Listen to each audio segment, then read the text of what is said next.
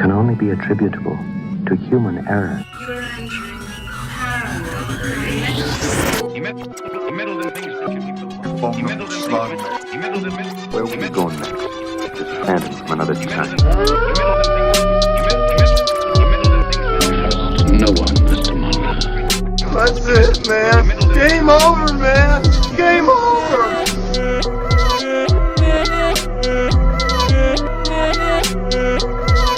That is one big pile of shit. Hey everyone, welcome to another episode of Cryptid Campfire. I'm your host, Eli Watson. I'm also joined by Jasmine Maywith, and today we're talking to Stacy Brown Jr.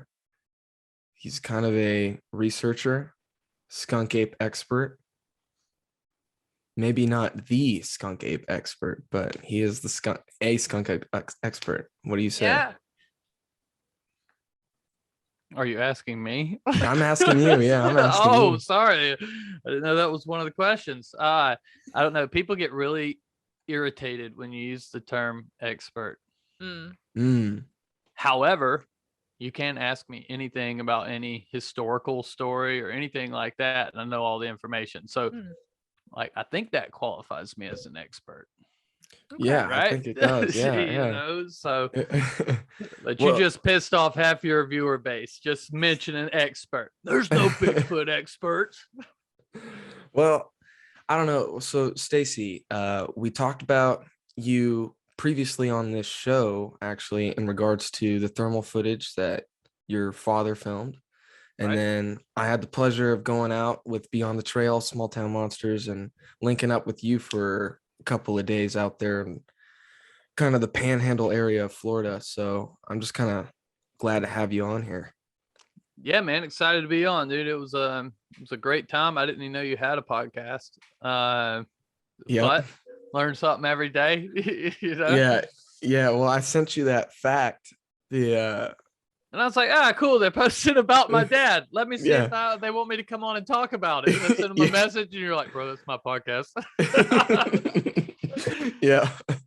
So, but it's cool. So I guess, we'll just start off with that. I mean, kind of tell us about that whole incident with you and your dad and how'd that get started, and, was your dad into it and whatnot? Right. So, okay, I guess, I'll like do the Cliff Notes version of what got me into it real quick before we get into that. So it's like, I've been looking for the skunk ape since I was like 6 years old.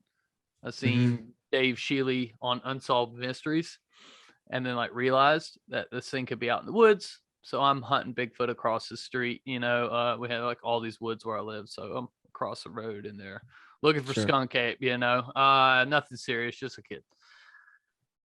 Fast forward 2011. Now me and my dad had been going Bigfooting. I guess that's what you wanted to call it. We were going camping, basically. Wait, can I pause you real quick? Can I? Yeah. Yeah. Did you have any experiences prior to this? Prior to 2011? Nothing that I would ever say. Let me take this opportunity to thank y'all for watching Cryptid Campfire and ask that if you enjoy our shows, please subscribe to our channel right now. Like this video and click on the bell so you can be notified each time a new video goes up. And now, back to the show. I look back on it and some of the stuff I had seen and some of the things I had heard.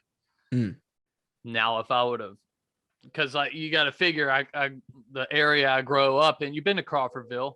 It's not that big now. You look 30 years ago, most of the roads were dirt. It was like 8,000 people lived here. Small place. So I spent a lot of time outdoors, in the woods, fishing, hunting, doing all that stuff. Sure. And I had heard things, but I never thought Bigfoot or Sure. skunk ape, Sure. So can't really be definitive. But then, so me and my dad had been going out because basically my ex-wife and my mother and my sister, nobody would want to go into the swamps with us. So it was basically our getaway, right? We'd go out and get away from the women for 2 days and hike and, just mess around. But then Finding Bigfoot had an episode where a lady had a handprint on the inside of her door, right? Excuse me. Bless you. And so I opened the phone book they put her real name on television, which blew my mind. You know, at that point, I didn't think they did that. I thought they'd give somebody like a you know, a stage name or something, you know. Yeah. But nah, they straight up address and everything. So called her up. And she's like, yeah, come out in November. So me and my dad were gonna go in November, and we were excited because this was really one of our first times we could go bigfooting at a place where there was supposedly Bigfoots. But he got kidney cancer and couldn't go. He was sick. He was recovering from the surgery, and so my bass player went. And we had an encounter.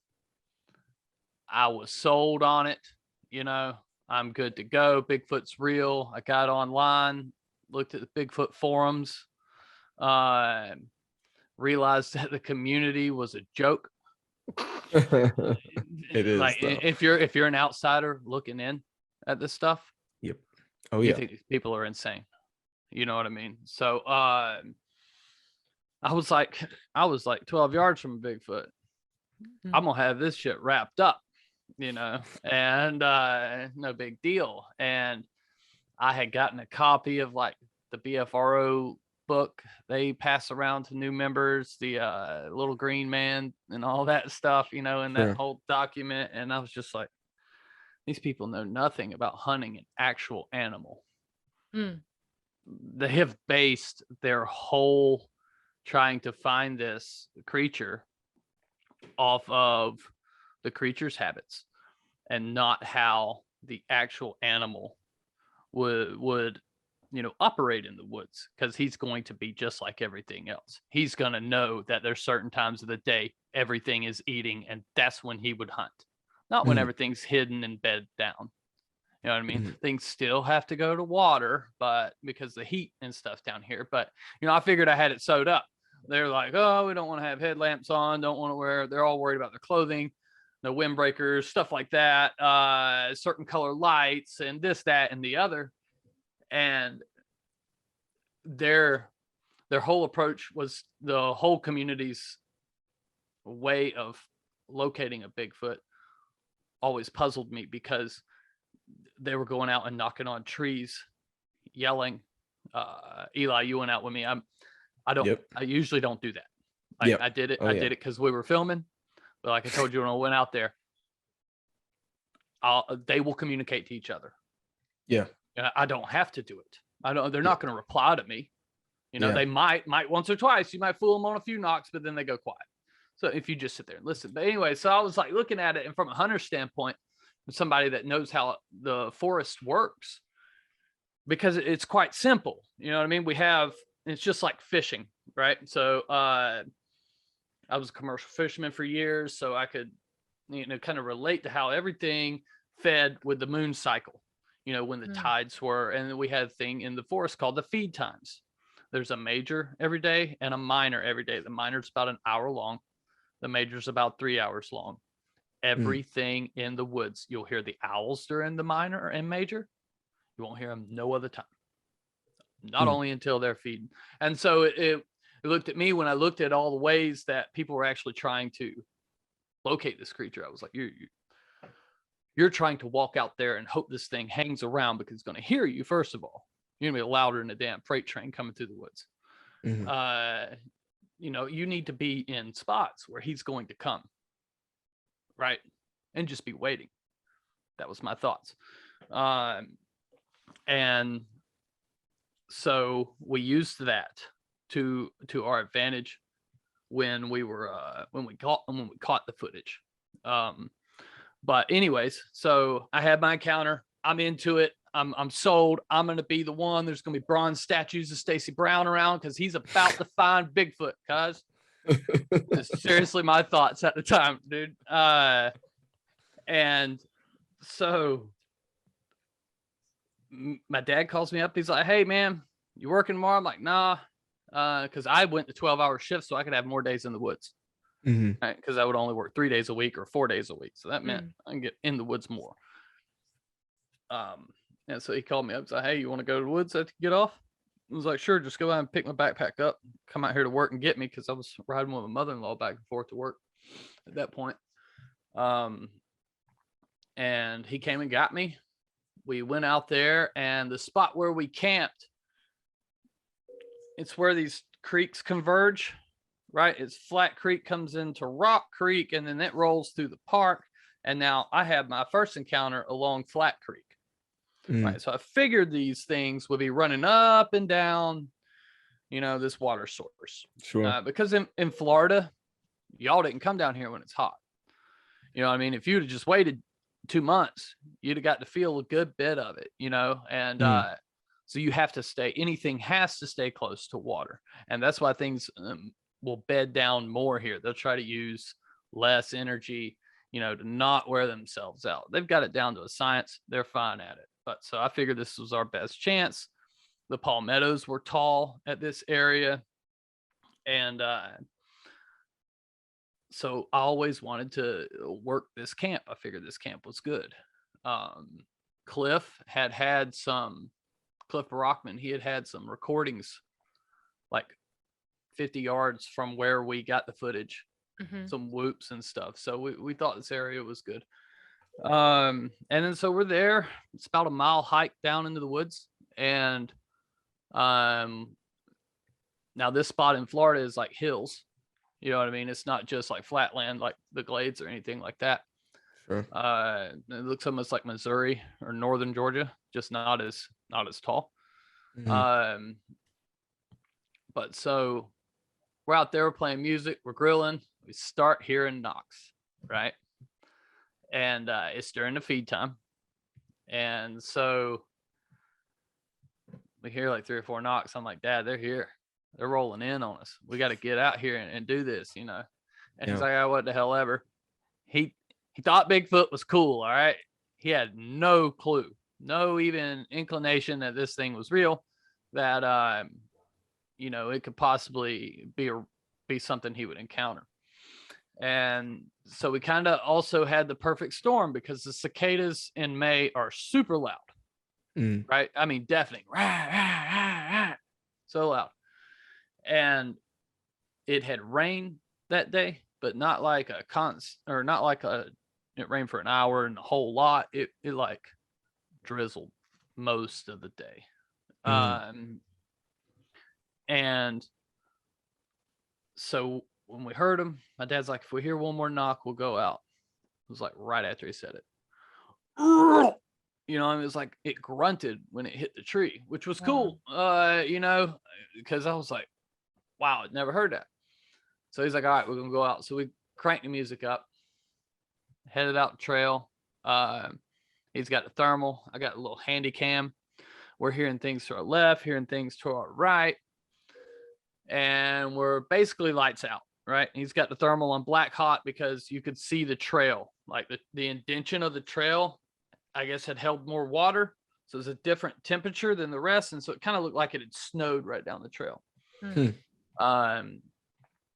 So we go up, we pass the creek, and we take a left. We think we're on the blue trail, but we're actually on a game trail at this point.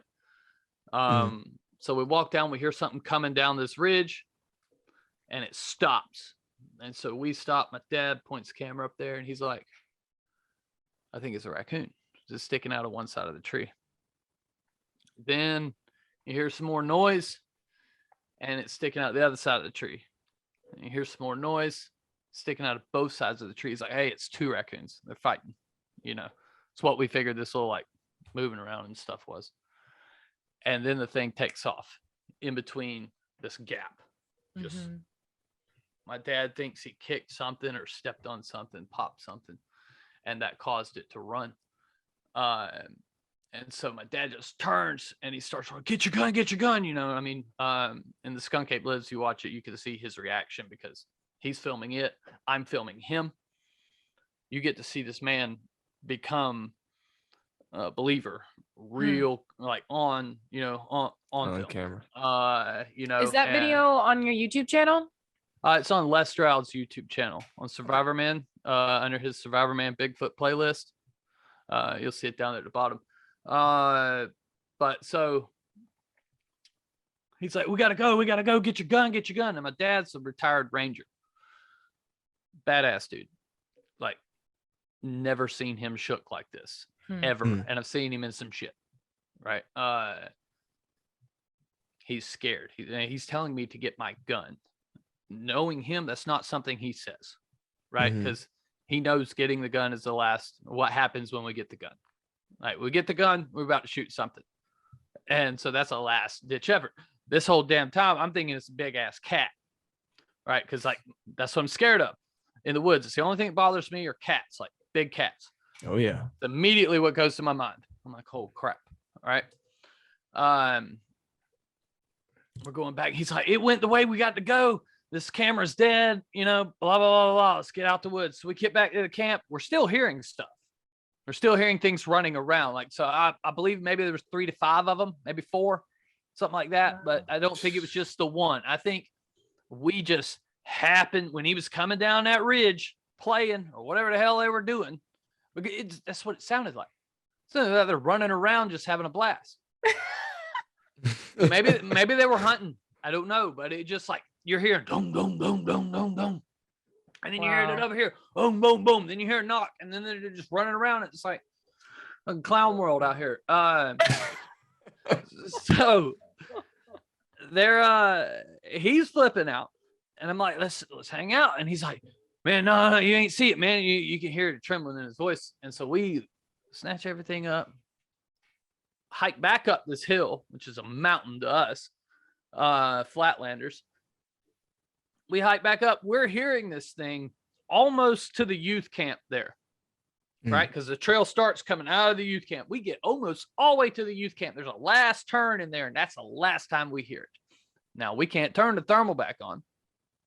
We just got put brand new lithium batteries in it, and they're straight dead.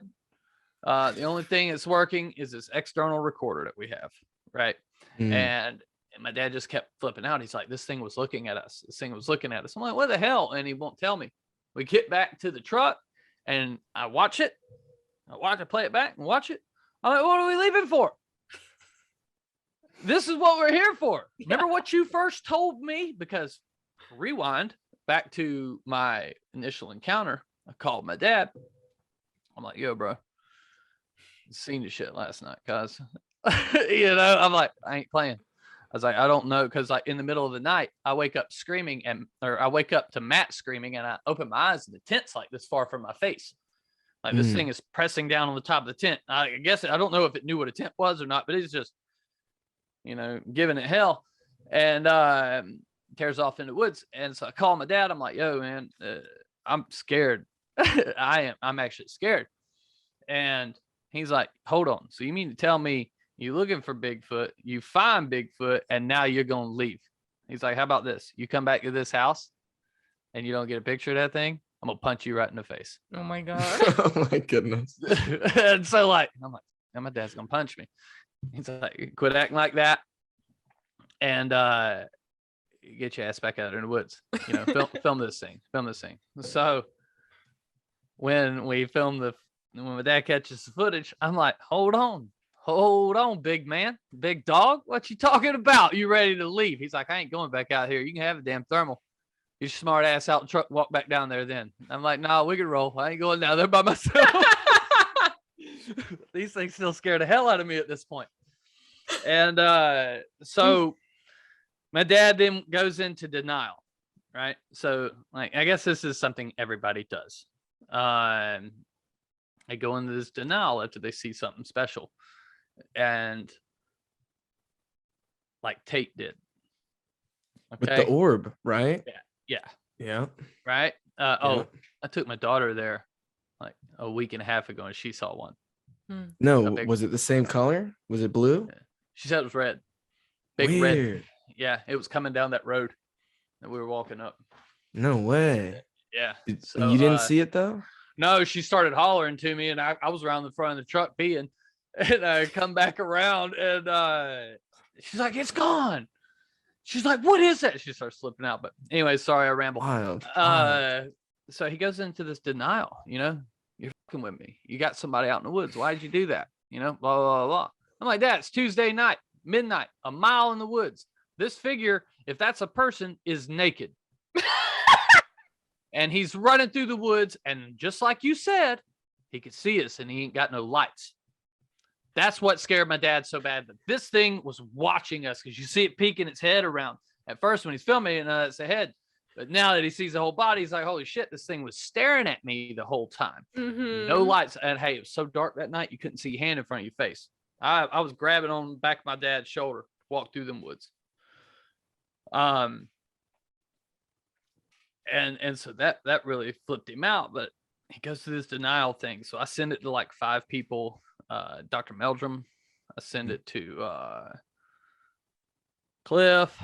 I send it to Derek Randalls and a few others. I can't even remember who, but Cliff agrees to do this analysis on this investigation, which we feel it's important that somebody else does the investigation. Okay, because if I just film it and I'm like, hey, it's 8 foot tall, we did all these recreations, I got skin in the game. That's our footage. You know what I mean? Let me outsource this. You know, and plus we're not that good at math. Like I told you. Like I told you before the show, I seriously spent 4 years in pre-algebra. I started remembering the word problems. Like, oh, I've been asked this question before. Like I remember exactly what the story is. Don't remember what number. I don't remember what multiple choice this is, but you know, and my dad was a ranger, so math wasn't our strong points. And so Cliff does it. Takes him like 8 months. We sent it to the Facebook Find Bigfoot guys. You remember those yahoos? Yeah, back in the day.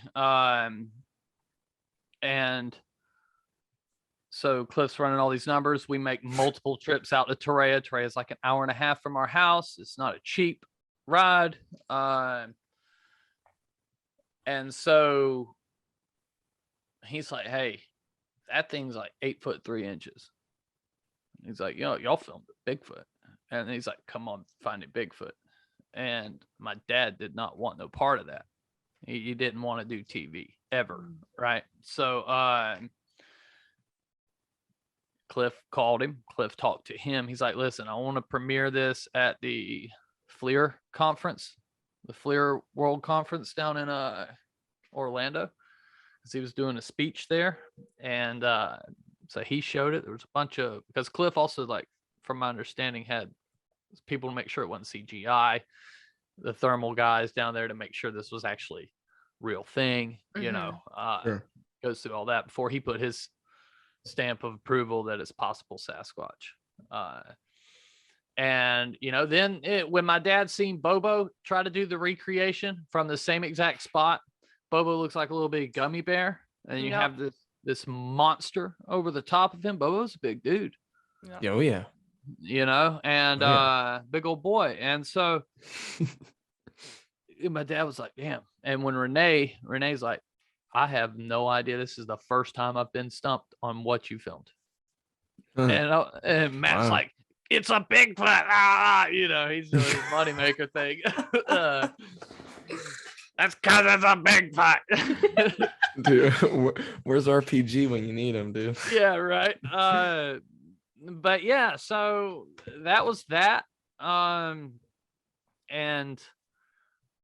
you know, looking back on it, I haven't been to the film site since my dad died. I plan on going here for too long. A hurricane kind of got the place, you know, it messed Torreya up pretty good, but gonna head back out there. And because at the end of the day, it's like, I tell people it's like I won the Super Bowl with my best friend. You know what I mean? And like, you know, you have people say it's a hoax. No matter what, they'll attack me personally, because I'm I guess, what's the word, eccentric, maybe? Yeah, eccentric. I would say, yeah, that's correct. Yeah, but you know, that's why I like you. there's really no filter here between the mouth and the brain.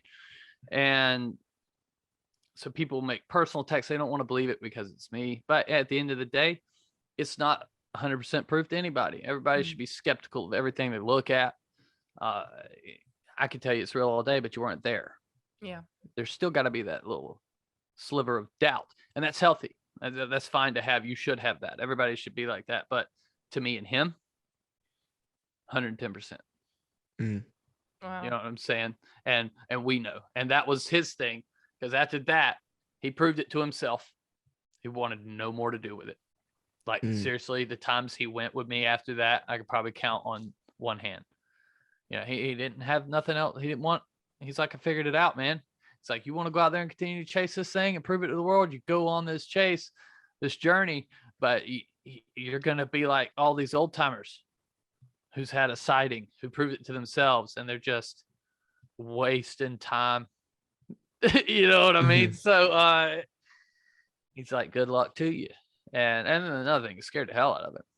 Yeah. You know, because to him, from a military standpoint, that thing is king of the jungle. And you're playing in the damn ape enclosure at the zoo. Who in the hell wants to do that? You know what I'm saying? Like, and that's what I think, like, with most people when they go Bigfoot and they don't realize that. Yeah. Like, I realize that, and I'm perfectly fine with it. If I get killed by Bigfoot, that's exactly the way I want to go.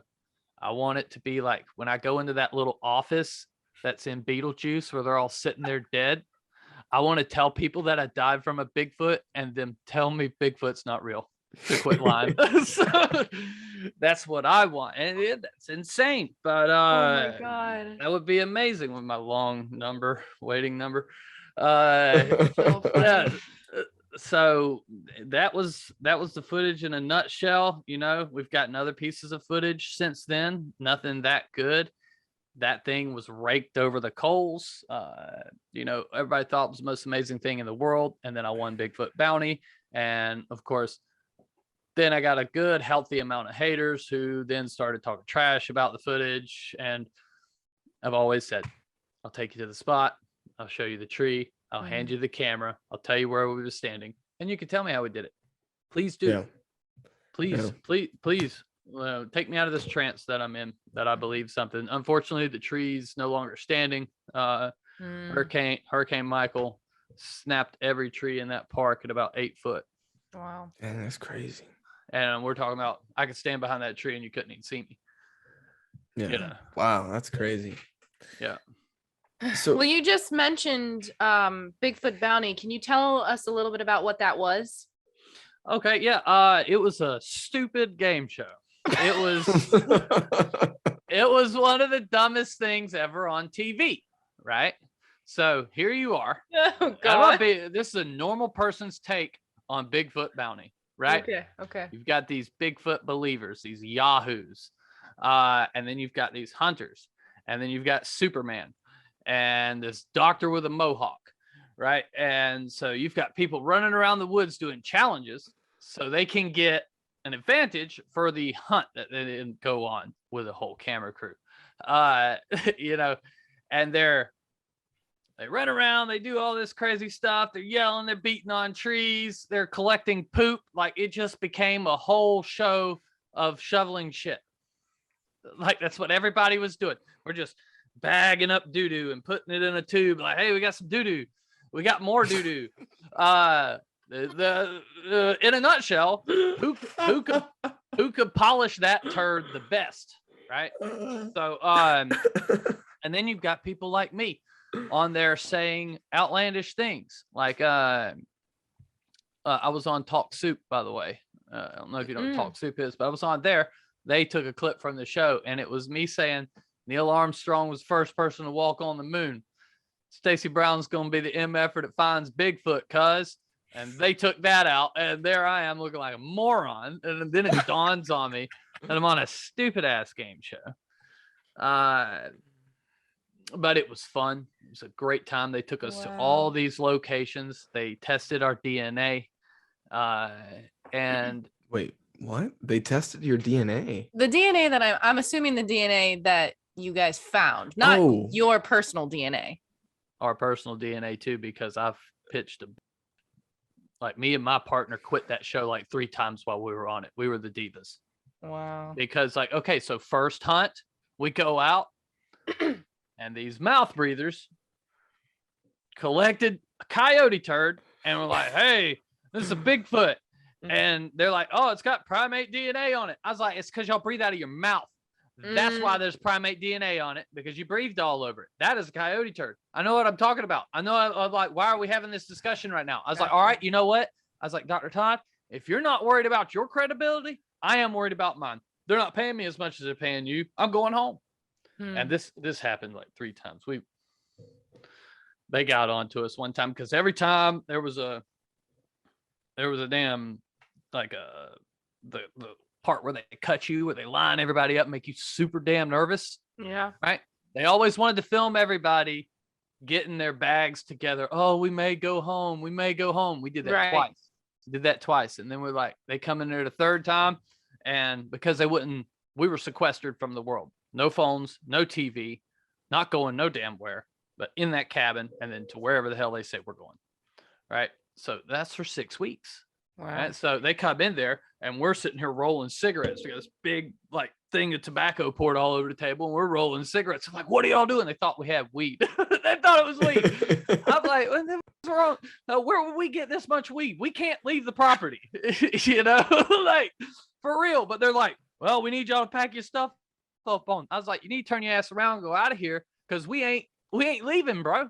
Like the confidence struck in at that moment, because then we started playing the game. We realized most of these people weren't physically fit. They couldn't run or do the things that we could. And I'm a talker. We were allotted so much beer every night. And so the cast would sit out around the campfire. And I was in a cover band. So they're like 300 songs. We're out there rapping. We're singing. We're doing, we're playing Old Dirty Bastard on the guitar. We're having fun every night. So I become the lovable guy.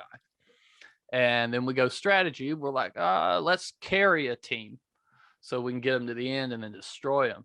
So we pick the girls, the team of the girls, the bow hunters. They knew nothing about Bigfoot. We're like, listen, we'll tell you how to explain your evidence. You collect everything you can, and we'll tell you how to argue that shit with the judges. And we did that. We carried them along until Michael Merchant found out about it. And he comes over. He's like, why are you doing this? He's like, you want a hollow victory?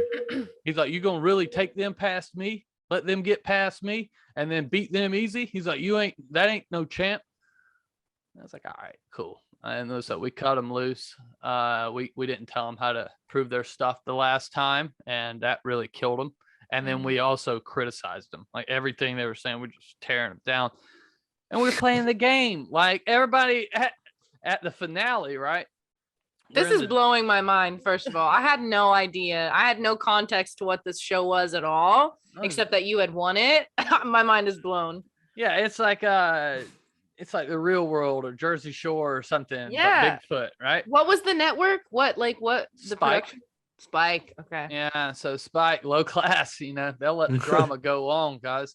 And that's wild. Yeah, so it was fun, but there's a lot of they tried to stir drama. Of course. Yeah, they almost had me in a fist fight with Michael Merchant because they're like, my producer comes to me and he's like, yo, bro, Mike's saying all this stuff about you. How does that make you feel? And I was like, blah, blah, blah, blah, blah. And he's like, will you say that to his face? I was like, go get his ass, bring him over here right now. He's like, no, we're going to take you to a bar.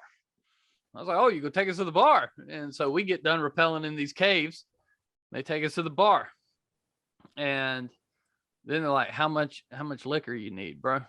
And I'm like, what you mean? I said, I'm going to call him out. They're like, no, we want it to be good. So they get me lit. Right? Oh my goodness. And so I'm just sitting there eating and staring at him, right? And I'm so pissed. Like, they got me amped up, dude. Like, ain't nobody gonna talk about me like that.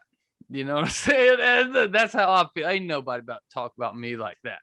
I'm Stacy Brown. What the hell's wrong with you people? And so then I do it, right? And so the game show, because it's a game show, there's federal laws with that shit. Like, we had a compliance officer for the longest time. Mm-hmm. And then he even said, hey, so once I leave, they're going to start to blur the lines on what they can do. They're going to create tension and drama to work storylines that they want.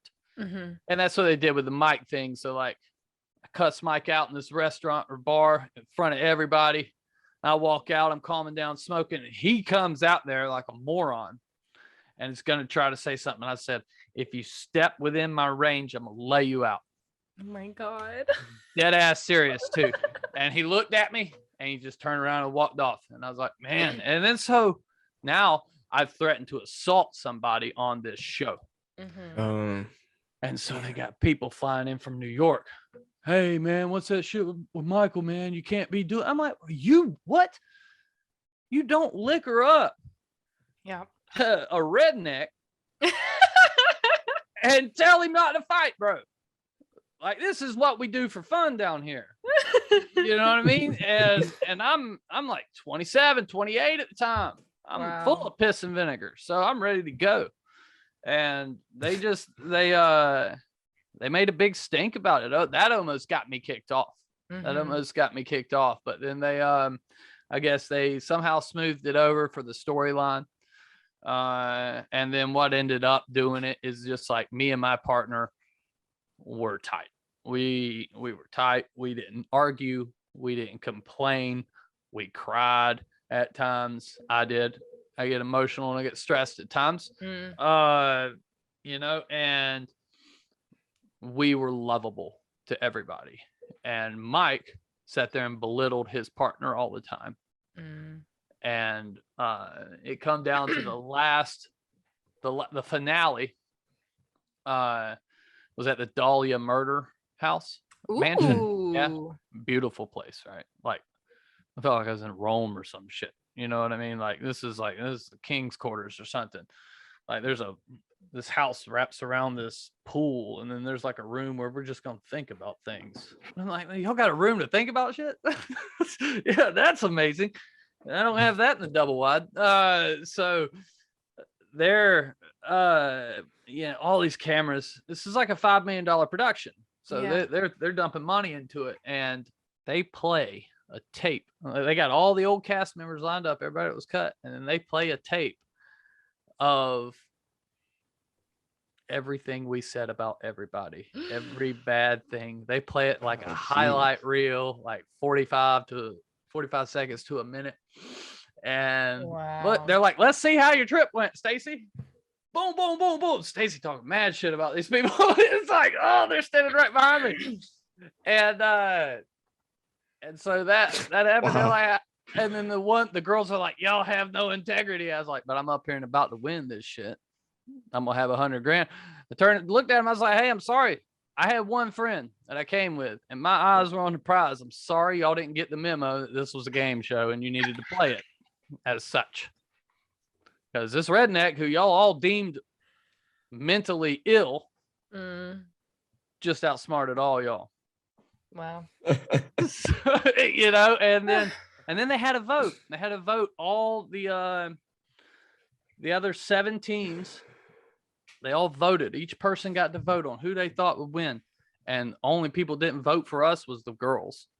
Wow. And so they left that out the show. And then they do this thing where they're about to announce it.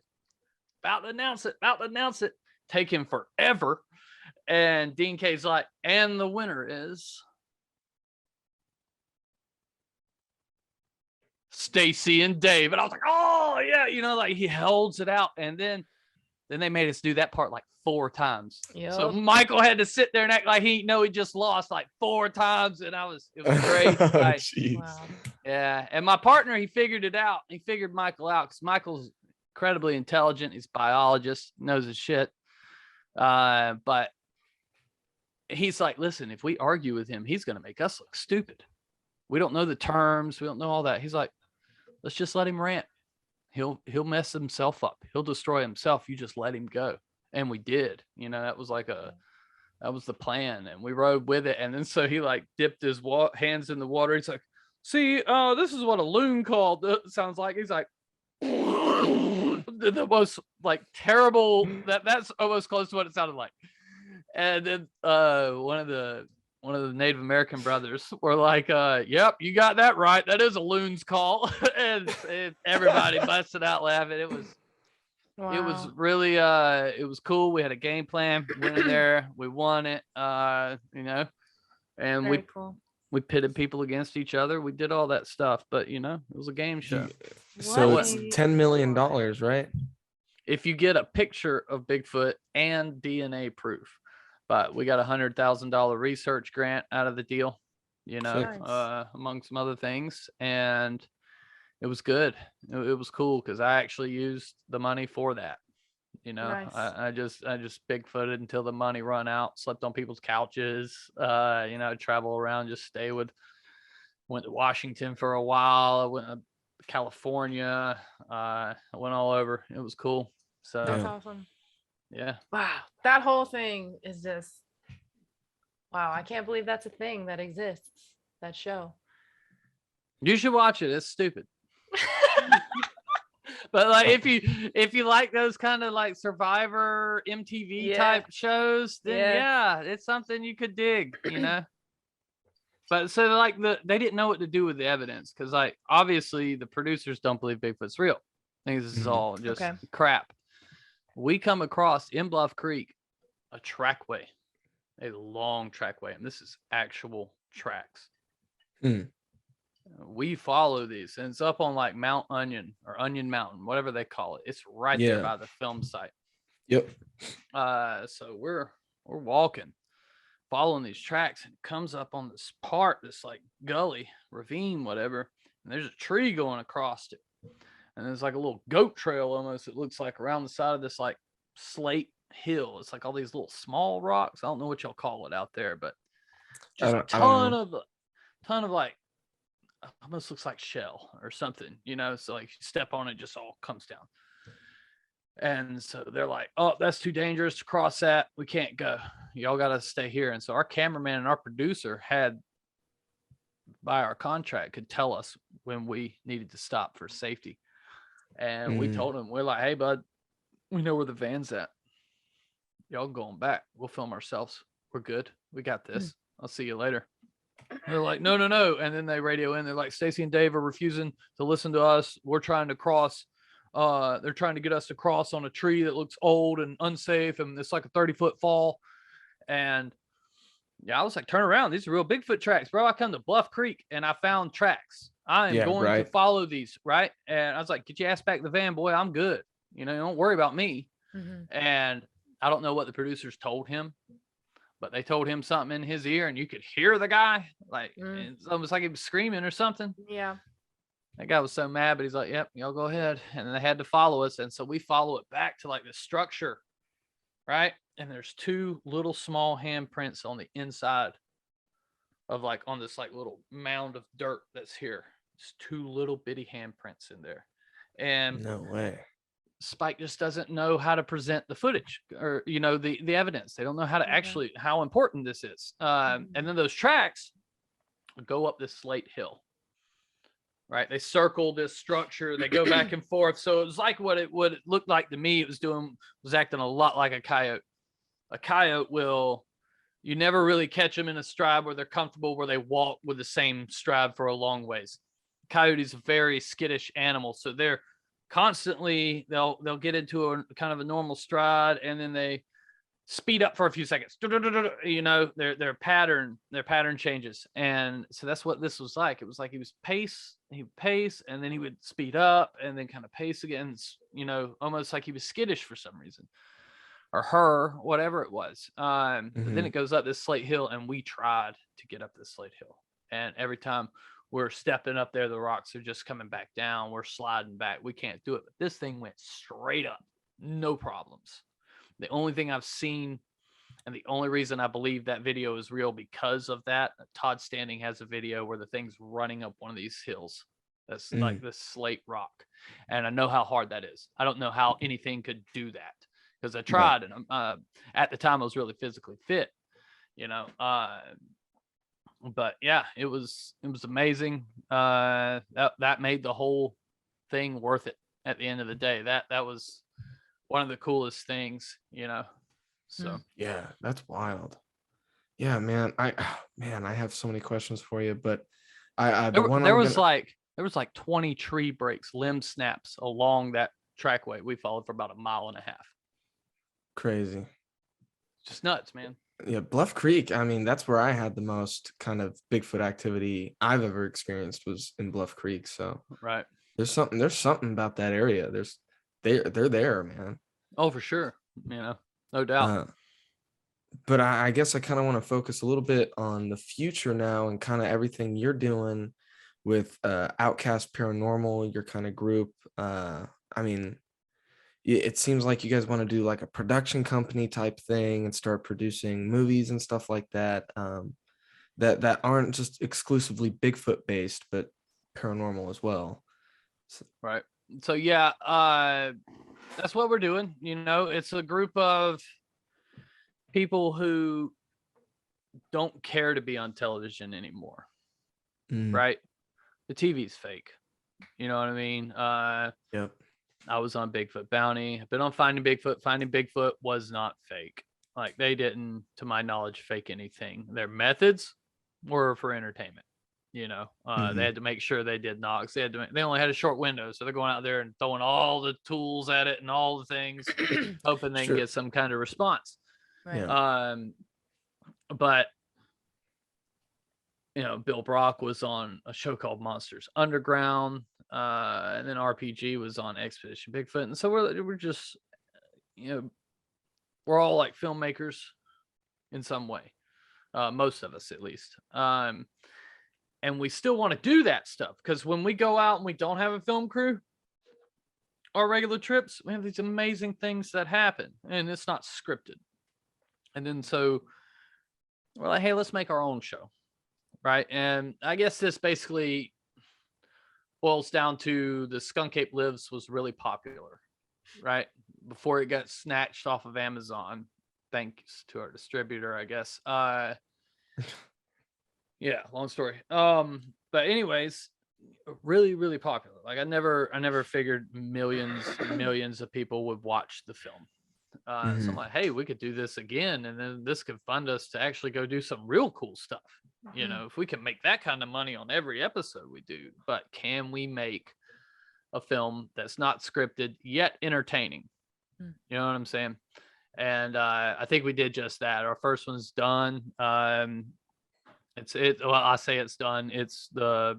We got a editor who's making a pass at it, and it's like a finishing editor. But it's more like a Ghost Adventures Expedition Bigfoot type show, but like rated R. Nice. It's definitely rated R. You know, because we're cursing, we're smoking. It's me and my buddies. Right. So like my buddies. So think of what in your head pops up when you think that. You know, they're goofy. We're every bit the word outcasts. You know, we don't fit into that mold of your respectable researchers. I wrote a book. Ha ha ha. You know, I'm king of the castle. I got a chair. You know, we're kind of the outskirts, but we're more like everyday people. We'll sit down and have a beer with you, you know what I mean, and hang out and have a good time, and anything goes. And then we're also willing to push the envelope, to push it in ways that people are not doing. Because if you look at it in the last 65 years, when you look at the paranormal, the UFOs, Bigfoot, what have we learned? Like, seriously, what new stuff has came out in the last 65, 70 years? Nothing. They're all doing the same shit. And they don't want to try these certain things because, I guess, of a stigma or something like that. You know, some things that come with these. Like, okay, so in the first one, I'm doing an Aleister Crowley ritual, right? Yeah. And RPG's doing a mirror gazing experiment during my ritual, but he's also on mushrooms. Right. So like, we're trying to see what kind of experience he has. What kind of personal experience can he get? Anything that may match up with something we got going on later in the night. You know, can he bring anything out of this vision? We're trying to open the door so he can see into it. Right. Nobody's doing that kind of stuff. Nobody's really messing with the occult or magic or anything like that. And, you know, psychedelics, DMT, these things, you know, they change your reality. They put you in a different world. And maybe they don't put you in a different world. Maybe they just open this world up to you, because we only perceive like 3% of our reality. That's all I need. I don't want any more. well, there's 97% of cool shit going on around us that I can't experience. So we're trying to, you know, break that, lower that veil. let's do this. And so like the film itself is an experiment. Mm-hmm. Right. So there's a warning in the film. It says, turn it off now. The thing we're about to do could open a portal in your house. Yikes. And well, hey, so let's see if we can get 12 million views on this portal getting opened up around the country and see if we can't kind of thin this veil and see maybe for about 3 or 4 months we can ride and have some experiences. Maybe we can, how do you summon a Greek deity? This is feeling very Loch Ness to me. If Eli understands that reference. Yeah, I do. Yeah. There's a whole lot of summoning going on at Loch Ness. Exactly. And I will go there and do the same by the same guy. Right. And, so the people ask, why did you choose Pan to summon in the film? And Pan is basically the forest god. He's the goat man, kind of hairy man that hangs in the woods. He's the god of the forest. We're trying to contact skunk ape. Who better else to call? Wow. Sure. So do you think Bigfoot then is a sort of paranormal entity, or is it just a physical kind of thing? Well, so that's that question. Okay, so he can still be physical and be paranormal, right? I believe so, yes. But okay, so looking for it and treating it as an ape has not worked. Can we all agree on that? Hasn't worked yet, but yeah. When is it going to work? I don't know, dude. But I don't know. I don't want to get into it, but there's a word, and it's when you repeat the same things over and over and over and over again and only get the same result. What's that word? It's insanity. Insanity. There we go. Why are we insane? Like, let's open our mind, because hey, maybe all this stuff is connected. I have enough encounters, Bigfoots at graveyards, UFOs and Bigfoots. We had our own encounter on Spike, which was a Bigfoot encounter, right with everybody, 18 people sitting there watching a UFO. Wow. They wouldn't let us talk about the UFO thing, but they let us talk about the tracks and everything that come around our camp and everything else, the knocks and all that. They wouldn't let us mention UFO, but what do you think it is the possibility that if we continue to treat this thing as an ape, because I promise you, if it was just an ape, I would have killed it. I have no problem with killing it. No problem at all. Yeah, I may lose a little sleep, maybe, but I would have no problem with it, right? And there's people who are better hunters than me. Like, there's people who are really good at that. They do it all the time. They live and, eat, sleep it.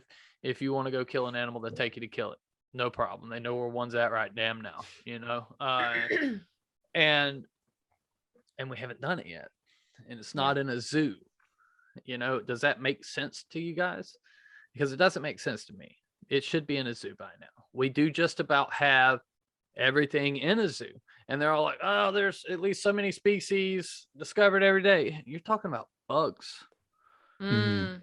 You know what I'm saying? We're not talking about 8-foot hominids running around the woods. Now, at the end of the day, could it still be just a normal creature? Yes, it could. And I do treat it as such. But I've seen the lights too many times. Yeah. What we had happen that night. You know what I'm saying? We have Bigfoot activity and solid orb. Like, you can't deny what that was. Yeah. You know what I'm saying? A couple witnesses, and it's so how many times does that have to happen before you think, oh, maybe these things are connected? Yeah. Well, even going back to Bluff Creek real quick, it was Cliff actually who was telling me about this dude he met. I think he was of the Yurok or the Hoopa tribe. He met him down at Laos Camp and was telling him that Sasquatch travels as a blue orb through the forest. That's how they travel around. I was out at the I've been to a few different reservations, right? And Dulce was one. I went out to Jonathan Brown's. I can't remember what the name of that. It's in Washington, starts with a W. But anyways, all of them talk about when they get around, when these things travel, they travel as light. That would explain 5 tracks and they stop. Like one of the few things I'm actually good at in this life, you know, besides what your mom says, is tracking. Right? Like I can really track well. I pride myself on it. And I will lose the track. I will lose the path. And I don't lose the path. Yeah. Like you know, and I know just saying that is cheap. Like you're like, whatever, you're just stoner. But no, like in my mind, this is what's bothering me. I should not only find 2 tracks. I should not only find 5. I should be able to walk to this thing's location. Yeah. I know enough about the damn woods and I can kind of see how everything's going to go. Right. And I can't. So that's my mental struggle with this whole thing. Like, why am I losing the tracks? Are you going up in the trees? And now I'm checking the trees. It's not going in the trees. Where are these things going? I think they may be traveling as these lights. The Native Americans, they lived with these things. Most of them have these types of stories. All of them have some type of story. Most of them have these types of stories.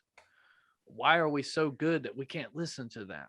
Why does science settle? These scientists are stupid. And I'm gonna say it. It's a dirty word in my house. You call me a scientist, I'm gonna get pissed. Like it's right there with lawyer to me. Okay. Like I have no respect for you at that point. And then not because of I can respect you as a person. I cannot respect you because of your job. You say, I'm a scientist. All right, cool. I think very poorly of you right now. Because science should be open. We're always finding out new things. You know what I mean? We just need to be able to replicate it and do it again. So why can't it be this? Why do you have to tell me no? Because you've made your mind up from this office you sit your little ass in? Come out here in the woods. Come experience it. Come see this. And then you tell me how the hell all this is working. And you're going to tell me something that makes sense to you because you can't open your mind to, we don't understand everything about physics and the way this world works. Yep. That's what you need to do. Oh, I'm a biologist. Blah, blah, blah. Well, I don't care. It has nothing to do with this. Thousands of people are seeing these things. Are we all liars? Like, because if you're calling me a liar, then we're going to have a different conversation. Yeah. But you close your mind off and you've settled the science, and that's not science. I agree. They close their mind off on gravity, and I don't think they know how the hell that actually works. Oh God. I think, hey, you know what, Stacey? I think I hate to do this, man, but we gotta bring this to a close. But if you're willing, I would love to get you, James, and RPG back on sometime, and we'll go deep into this paranormal stuff because this is super interesting to me. Right. Hey, we're all for it, man. It's really, at the end of the day, it's just my struggle with how all this works and why certain things are just closed and settled, and I can't stand it because you people actually don't know what you're talking about. It's true. Yeah. Yep. People. I mean, they don't want to talk about it, but you know exactly what I mean. You know, like, we don't know for sure. I can tell you Bigfoot's real. What it is, I don't know. Yeah. Well, thank you so much for getting together with us today. I have really enjoyed hearing you talk. The stories you told today, oh my gosh, so great. Loved hearing about all the detail from the story about when you guys got that footage to the whole game show thing. Just incredible. So, is there anywhere online people can find you if they want to see more of your stuff or connect with you? Anywhere on social media, Bigfoot Stacey. I think I'm about to launch me a TikTok too. I'm old, so I've kind of stayed away from it, and like you don't want to get me to dancing because I won't stop. So I stayed away from TikTok, but I'm about to open that up too. But yeah, just Instagram, Facebook, Bigfoot Stacey, YouTube. What about Outcast Paranormal? They got a YouTube Yeah. channel? Outcast Paranormal as well is outcastparanormal.com, and we have a group on Facebook where you can join. It is no holds barred in that group. You can do whatever you want. Post, well, it's got to be paranormal, but we allow the arguments to go. You know, we don't censor people. We don't believe in that. And you know, it's fun. It's a good time, and we're just trying to push the envelope, see where we can get to with it. What's it gonna hurt? Right on, man. Right on. I gotta get you back on soon, dude. Hey, whenever, bud. If you want to, the film should be out soon. If you want to do it after that, you know, it's all good. If not, me, RPG, and James, anytime. We want to thank you guys for listening to Cryptid Campfire. We really appreciate it, and we'd appreciate it even more if you left us a rating on Spotify or Apple Podcasts. It helps us rank, and more people can find us and join the campfire. If you haven't yet, consider following us on Facebook, Instagram, or Twitter. That's at Cryptid Campfire on all three. Be sure to check out our website, cryptidcampfire.com, where you can find campfire t-shirts and other merch, as well as our weekly blog, expanding upon what we talk about in the episodes. If you've done all that, consider subscribing to our Patreon page. $5 a month gets you access to exclusive episodes and wallpapers that haven't been released anywhere else. For the price of a coffee, you will be directly helping us make this show the best it can be. If you want to follow our hosts, you can find their personal profiles on Instagram at Jasmine May With, that's JasmineMaewith, at Alex Daikaiju, that's at AlexDaikaiju, and at the Eli Watson. Thank you, everyone, and see you next week.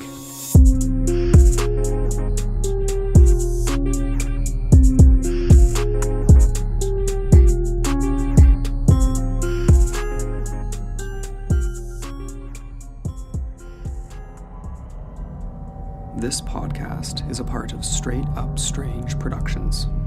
Discover more shows like this one at straightupstrange.com.